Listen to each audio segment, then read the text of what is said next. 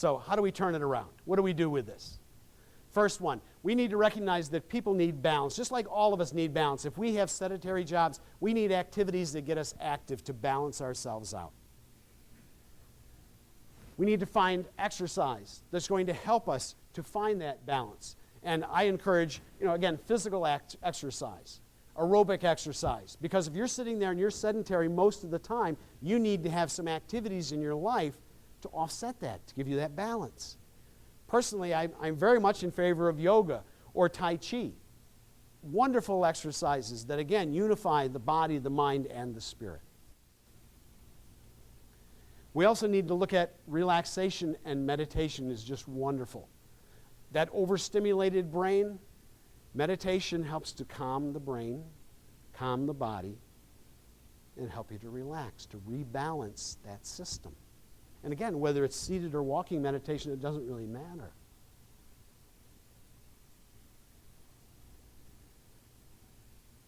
And I think it's most important that we look at the integrity of our relationships to improve our lives. Now, this is my family with a boyfriend and a husband thrown in here. Yeah, I like them. But I'd like you to have you consider the way that you communicate today, to see how it works, to see how this functions. And I'd like you to look at the way that I have kind of lined this out, because I think, quite honestly, the first thing that we need to do when we have any options at all is to establish face-to-face communication. There is nothing better. It's very difficult, quite honestly, to sit face-to-face, knee-to-knee with somebody and tell them exactly what's on your mind without censoring it. But how many times does that ever happen in email? Face-to-face communication gives you the context, gives you all that you need to be able to read what's going on and to be able to clarify and ask questions and all those wonderful things that we need to have integrity in our relationships. The next one would be video conferencing. Now, video conferencing, used to be extremely expensive, and there are still aspects of it today that can be expensive. But you can buy a video camera for about $35, and by using Skype or Uvu or some of the other programs that are out there, you can actually have video conferencing. We talk to our daughter in British Columbia on a regular basis just using this, and it costs us nothing.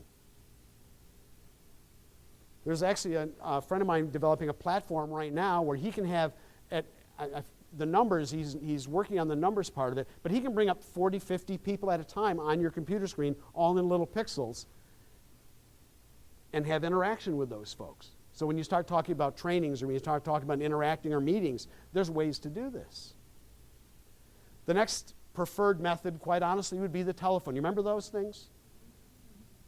We call people, we actually talk to them. My daughter's funny, she wants to text all the time. She will text me, and what will I do? I will call her back. She said, Dad, why are you calling me? I said, you just text me. I don't text unless I have to. I call. I want to know what's going on. I want to hear inflection. I want to hear the voice. I want to hear what's going on. I want to hear the tone and the tempo of your voice. I want all that stuff. So a phone call is huge. When's the last time you received a letter from anyone? A handwritten letter? Now think about that. Has anybody received one in the last year? Oh, more than I thought. I can tell you a lot of folks that I talk to, have not received anything handwritten in quite some time. I actually received a thank you letter from someone. It was actually handwritten recently, not a text message, not an email, but an actual handwritten card saying thank you. I now have that on my desk because it's so rare that I get one. I think I need to keep it. I want to frame it. It's important that we invest in people, right? Plus the letter, what it does is it gives you an opportunity to write it, put it in an envelope, put it on your desk, and think about whether you really want to send it overnight. When you send an email, guess what? You can't get that back.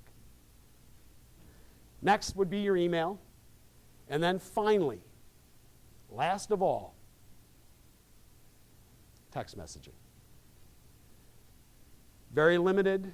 Again, email and text are great for giving out specific information. Do we want to meet at this time? Yes, no. Here's a document. Read this before we do our meeting, and then we'll actually get together and talk about it.